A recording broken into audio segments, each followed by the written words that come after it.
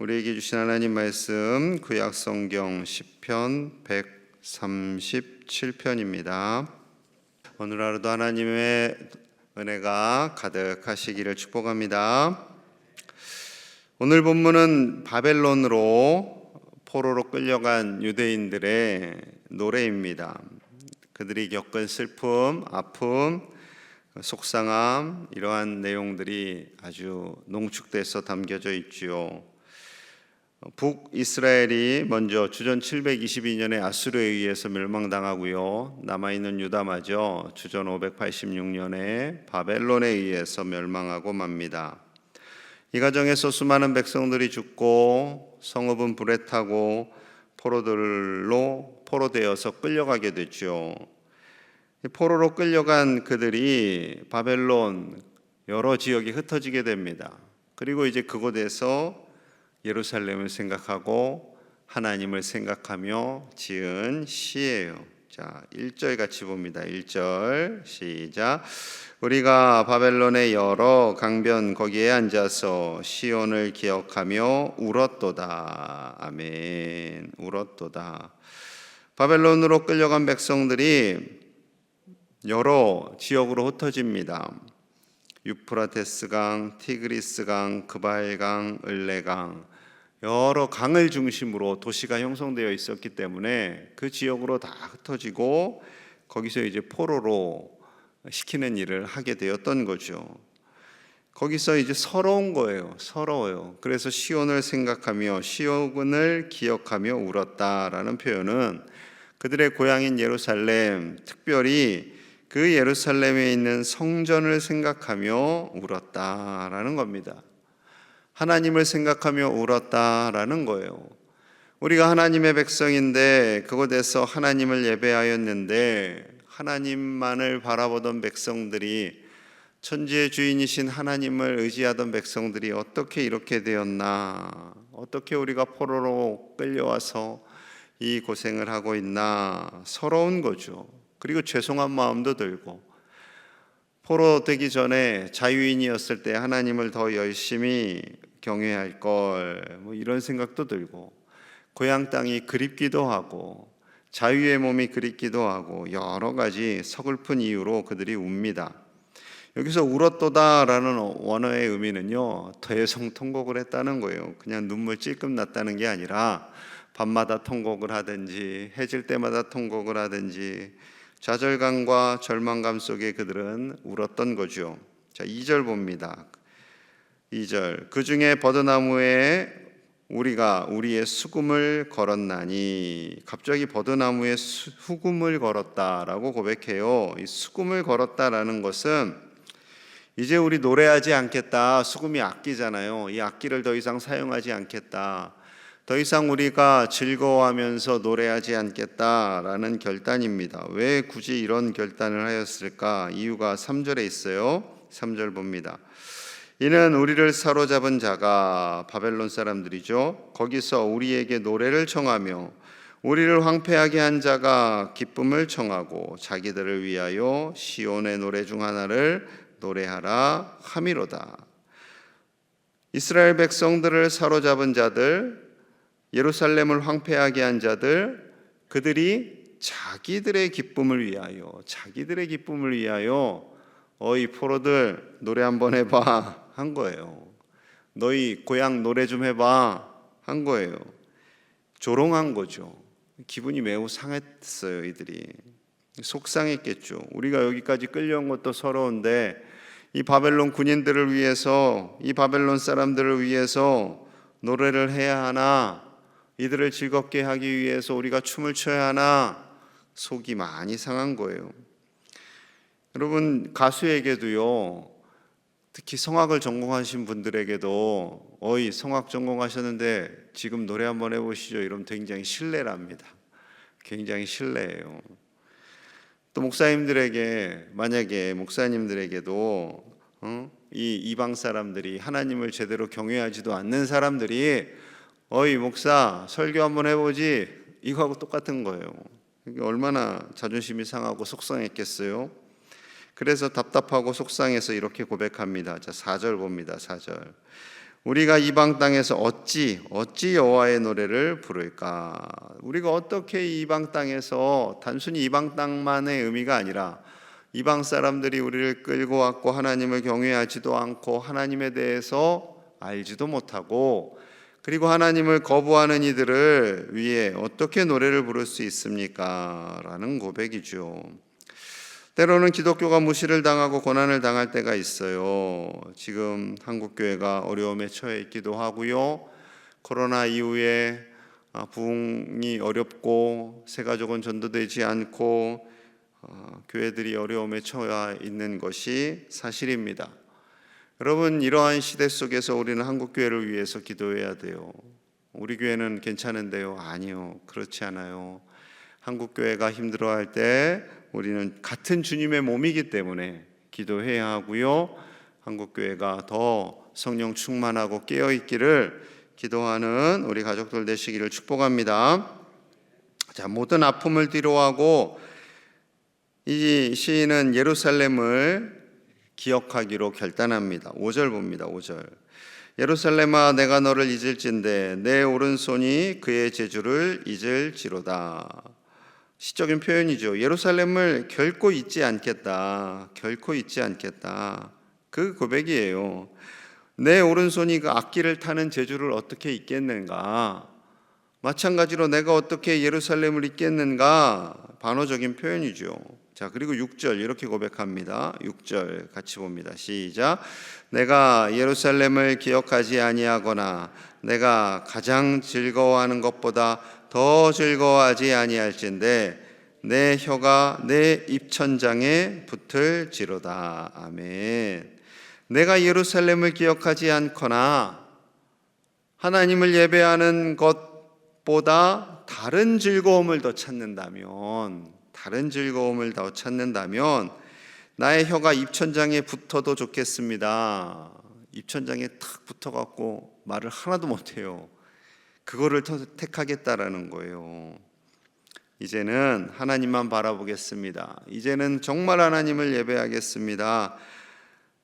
비록 이 낯선 곳에 있지만 예루살렘을 잊지 않을 것이고 하나님을 잊지 않을 것이고 성전을 잊지 않겠습니다. 라는 믿음의 고백입니다. 우리가 편할 때는 하나님의 복을 잘 누리지 못할 때가 많습니다. 예배하는 기쁨을 잘 누리지 못할 때가 있습니다.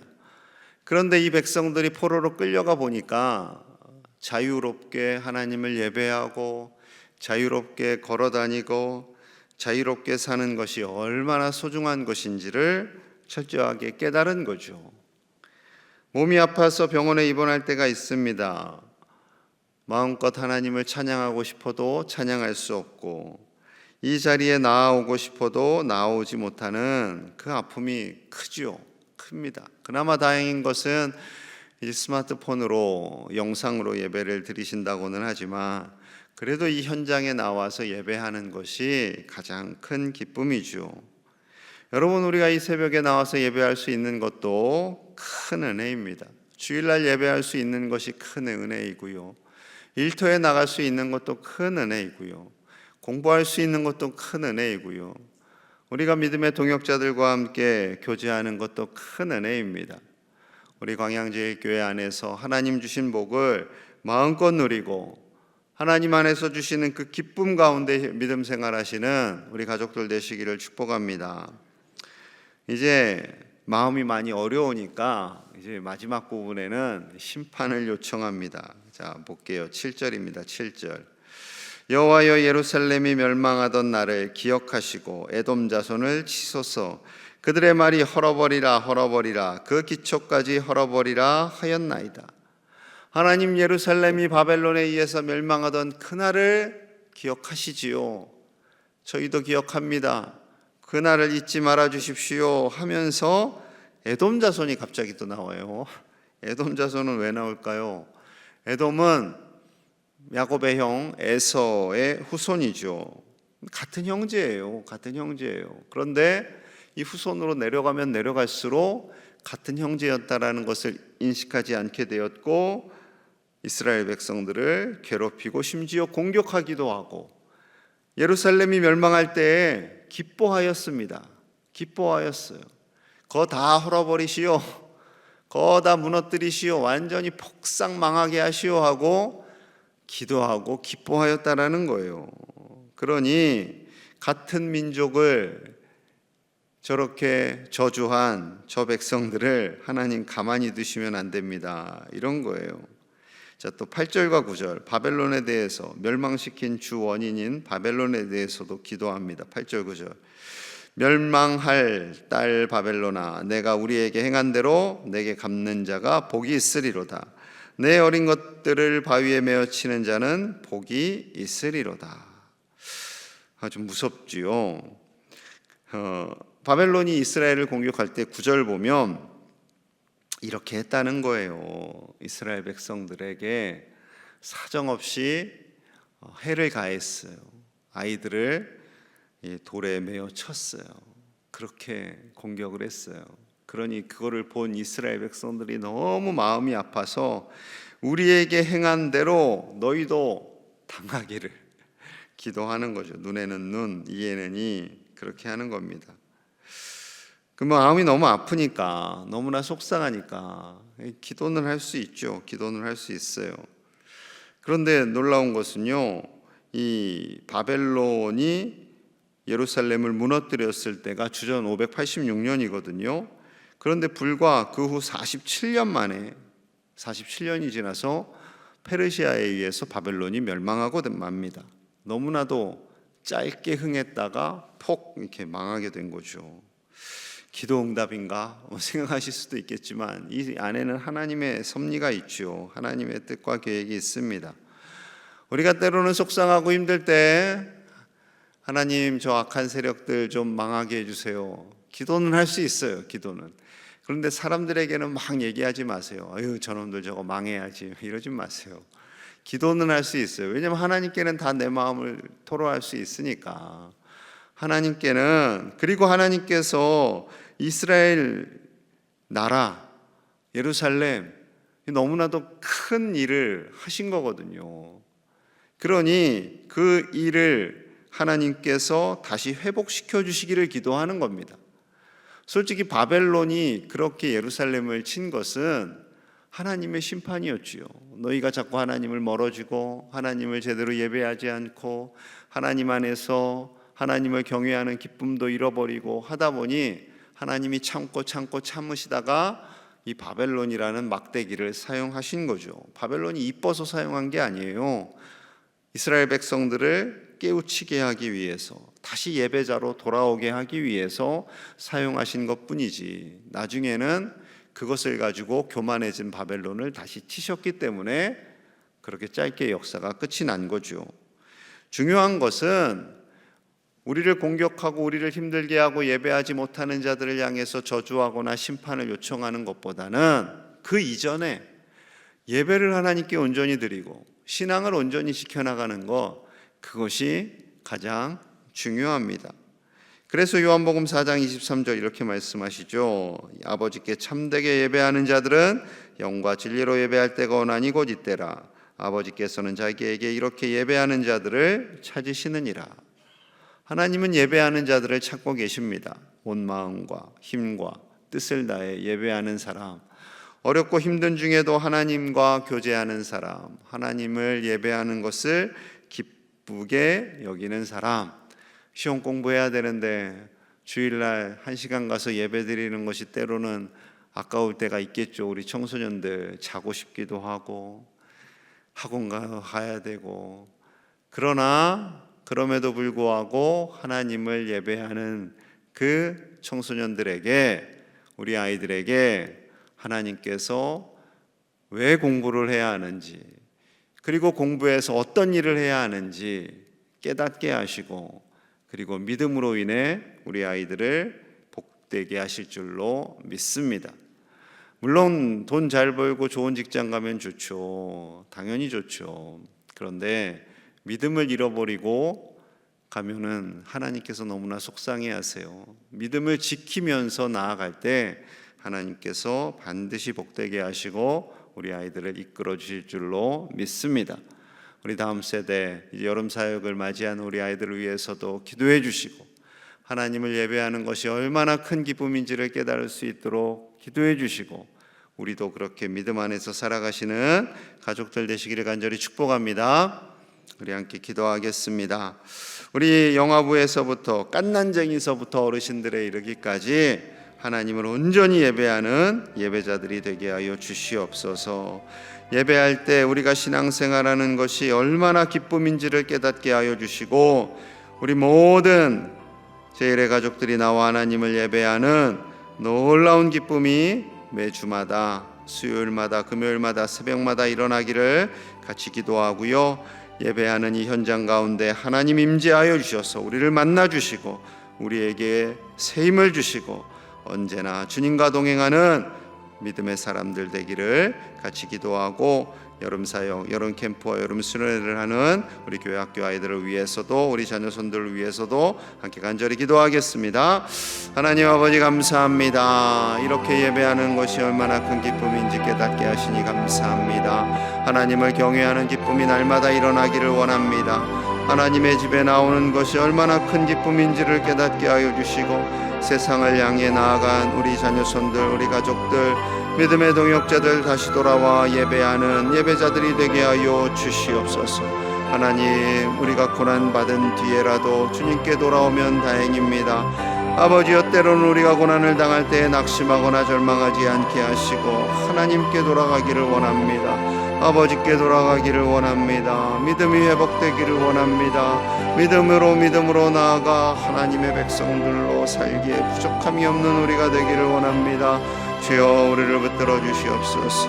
가정마다 간절한 기도의 제목이 있습니다. 아버지여, 우리 자녀손들에게 지혜를 주시고 믿음을 주셔서 공부에서 남주는 아이들 되기 원합니다.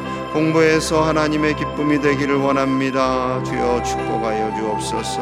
여름 사역을 앞두고 있습니다. 우리 다음 세대 아이들에게 지혜와 명철을 주시고 우리 이끄는 교사들에게, 교육자들에게 놀라운 성령의 충만함을 주시옵소서.